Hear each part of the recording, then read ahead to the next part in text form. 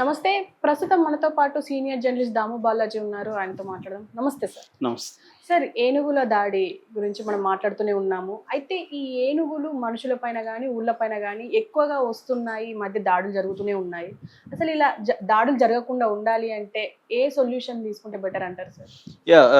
ఇప్పుడు ఎందుకు ఈ చర్చ వచ్చిందంటే, శివరాత్రి సందర్భంగా శివుణ్ణి చూడడానికి వెళ్తున్న భక్తుల మీద ఏనుగుల గుంపు దాడి చేసింది. 5 మంది భక్తులు చనిపోయారు. 8 మంది మిస్సింగ్, కనిపించట్లేదు. కొంతమందికి తీవ్ర గాయాలైన హాస్పిటల్లో ఉన్నారు. ఇది ఎక్కడ జరిగిందంటే అన్నమయ్య జిల్లాలో గుండాల కోన, ఓబులవారిపల్లి మండలంలో గుండాల కోన అని ఒక కోనలు ఉంటాయి. ఎక్కువగా మనకి రాయలసీమలో కోనలు కనిపిస్తుంటాయి. మా ఏరియాలో కూడా సదాశివ కోన, కైలాస కోన ఇలా వెరీ పాపులర్ అనమాట. సో శివరాత్రి అంటే అక్కడికి మేమంతా కూడా వెళ్ళేవాళ్ళం చిన్నప్పుడు. సో ఈ కోనలలో శివలింగాలు ఎక్కువ మనకు కనబడుతుంటాయి. సో అలాగా ఇక్కడ కూడా గుండాల కోనల్లో శివలింగం ఉంది. శివరాత్రి పర్వదినాన్ని ఉపయోగించుకొని ముందు రోజే, అంటే ఈరోజు శివరాత్రి కదా, నిన్ననే జనం వందల మంది అక్కడికి వెళ్ళి అక్కడే నైట్ కూడా నిద్ర చేయడం కూడా అలవాటు అనమాట. అలాగా వందల మంది వెళ్తున్నప్పుడు సడన్గా ఏనుగుల గుంపు వీళ్ళ మీద దాడి చేసింది. వీళ్ళు దిక్కుదోతున్న పరిస్థితుల్లో కకావికలమై పరిగెత్తారు. దాంతో ఏనుగుల గుంపు తొక్కి చంపేసింది వీళ్ళని. సో 5 మందిని చంపేసింది. దాదాపు 8 మంది మిస్సింగ్, ఒక 2 అయితే సీరియస్గా ఉన్నారని చెప్తున్నారు. ఇది ఒక్కసారిగా సంచలనంగా మారింది. పవన్ కళ్యాణ్ కూడా దీని పట్ల స్పందించి దిగ్భ్రాంతిని వ్యక్తం చేశాడు. చనిపోయిన వాళ్ళకి 10 లక్షలు, అటవీ శాఖ తరఫున 10 లక్షలు అనౌన్స్ చేశారు. గాయపడిన వాళ్ళకి 5 లక్షలు అనౌన్స్ చేశారు. ఆ విషయంలో పవన్ కళ్యాణ్ మనం అప్రిషియేట్ చేయాలి. ఇమీడియట్గా స్పందించారు. దాని తర్వాత దీని మీద కంప్లీట్ నివేదికను కూడా అడిగారు ఆయన, అసలు ఇది ఎందుకు జరిగింది ఏంటని.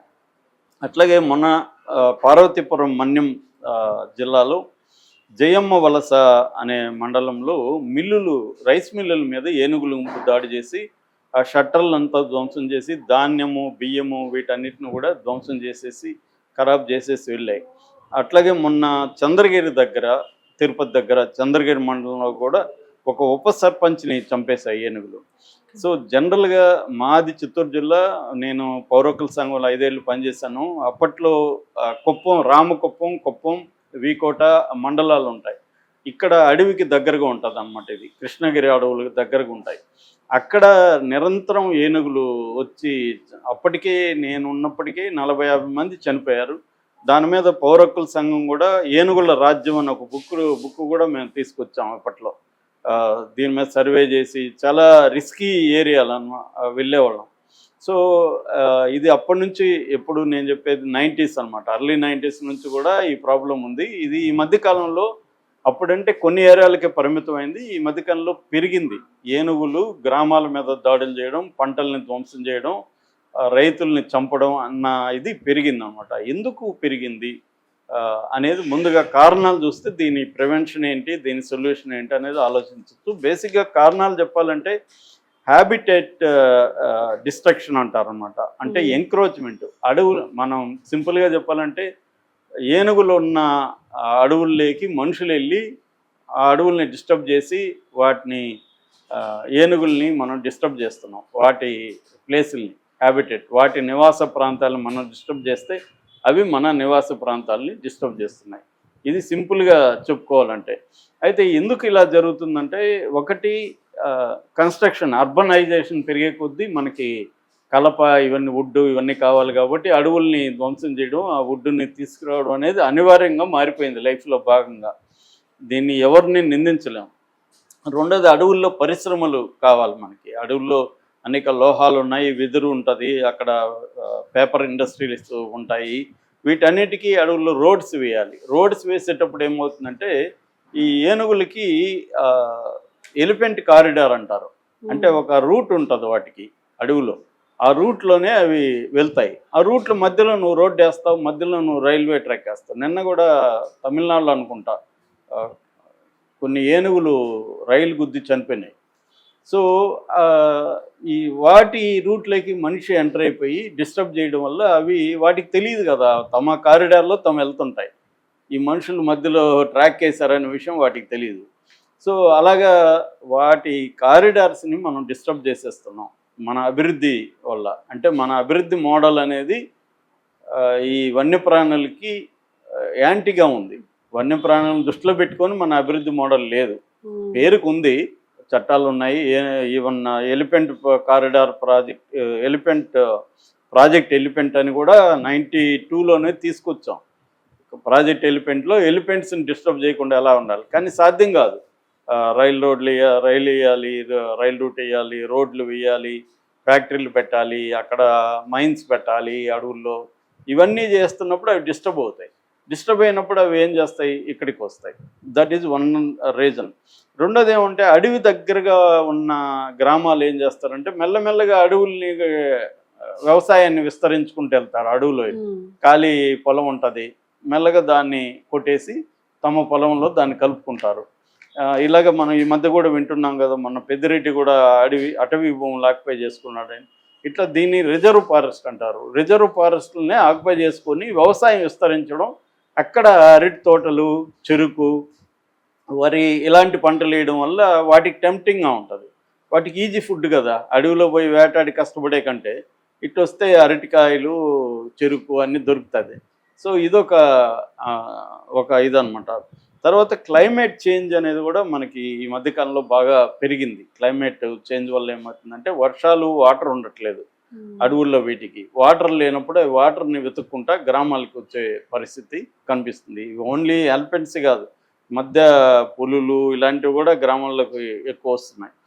అట్లాగే హ్యూమన్ ప్రొవకేటివ్ బిహేవియర్ అంటే ఇప్పుడు అవి వచ్చినప్పుడు మన వాళ్ళు ఏం చేస్తున్నారు, వాటికి మంటలు పెట్టడం, తప్పట్లు తట్టడం, లేకపోతే క్రాకర్స్ పేల్చడం, తర్వాత ఎలక్ట్రిక్ ఫెన్సింగ్ వేయడం, పాయిజనస్ ఫుడ్ పెట్టడం. దీనివల్ల కూడా అవి రిటాలియేటరీ బిహేవియర్లకే వస్తాయి. వాటికి కూడా పగ ప్రతీకారం అనేవి అవి ఇన్స్టింక్చువల్గా వస్తాయి.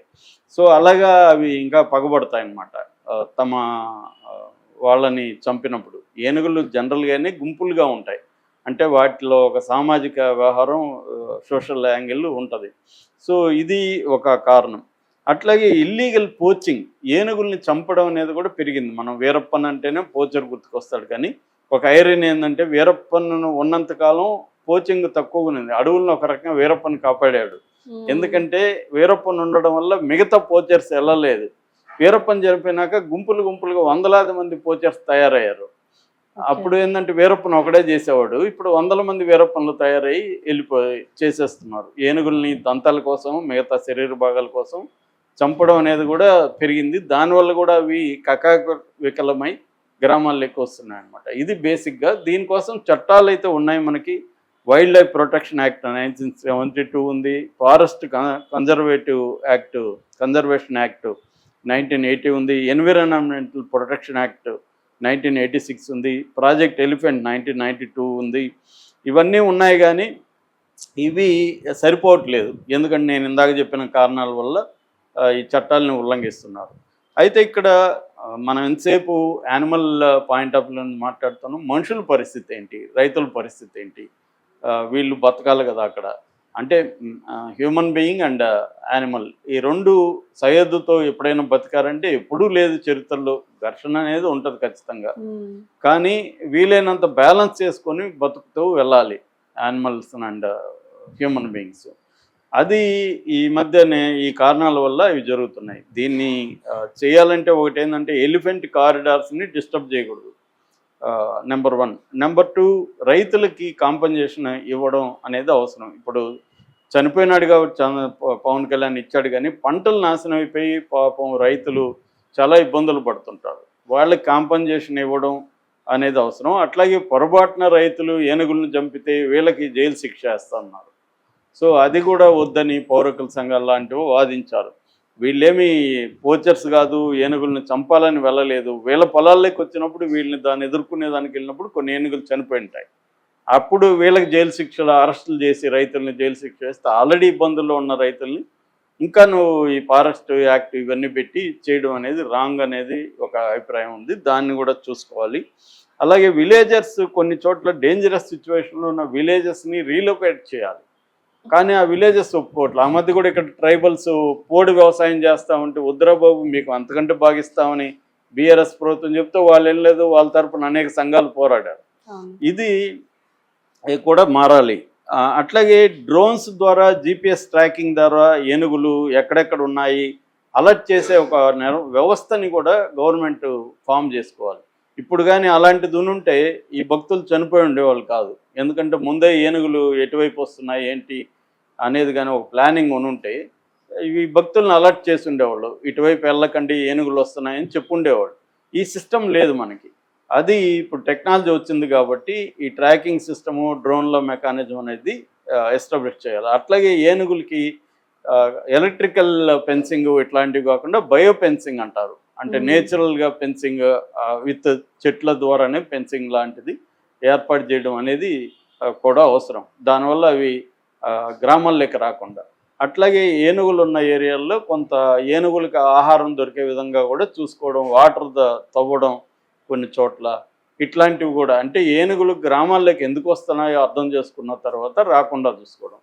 ఇంకొకటి ఏంటంటే కుంకి అనే ఎలిఫెంట్ ఉంటుంది. కుంకి అంటే కొన్ని ఎలిఫెంట్స్కి ట్రైన్ చేస్తారు. ట్రైన్ చేసి ఇటువంటి ఎలిఫెంట్స్ దాడులు చేస్తున్నప్పుడు ఈ ఎలిఫెంట్స్ని ఉపయోగించి వాటిని తరిమేస్తారు అన్నమాట. ఇది ఆ మధ్య కూడా మన పవన్ కళ్యాణ్ ప్రత్యేక ఫ్లైట్ వేసుకుని కర్ణాటకకి వెళ్ళి 6 కుంకి ఎలిఫెంట్స్ని ఇవ్వమని అడిగాడు. వాళ్ళు ఇస్తామన్నారు. అవి తీసుకొచ్చి చేయడం అనేది మంచి పనే. అట్ ద సేమ్ టైం మనం కూడా కొన్ని ఏనుగులు నీళ్ళ పట్టుకొని వాటిని కుంకీలుగా తయారు చేయాలి. కుంకీలుగా తయారు చేసినప్పుడు అవి కూడా వైల్డ్గానే ఉంటాయి. మనం కుంకీలుగా తయారు చేసేది టేమ్ చేయమన్నమాట. కొన్ని వైల్డ్ లక్షణాలని ఉంచుతాం. ఎందుకంటే వైల్డ్ లేకపోతే ఆ వైల్డ్ యానిమల్స్ని ఇవి ఢీకొనలేవు. అలాగా వీటిని ఉపయోగించడం కూడా అవసరం. అది వాటిని పెంచాలి. పవన్ కళ్యాణ్ అక్కడికి వెళ్ళొచ్చాడు కానీ ఆ తర్వాత ఏది చేసినా పవన్ కళ్యాణ్ డ్రామాటిక్గా చేస్తాడు తప్ప దాన్ని కన్స్ట్రక్టివ్గా చేయడు. సో దాన్ని కన్స్ట్రక్టివ్గా చేయాల్సిన అవసరం కూడా ఉంది. ముఖ్యంగా ఏ ఏరియాల్లో ఉన్నాయో అక్కడంతా కుంకీల్ని పెట్టి వాటి ద్వారా ఏనుగుల్ని బయటికి తరమడం, వాటిని హర్డింగ్ అంటారు. గుంపుగా ఒక చోటుకి తీసుకెళ్లడం, ఇవన్నీ కూడా కుంకీ ఎలిఫెంట్ చేయగలదు అన్నమాట.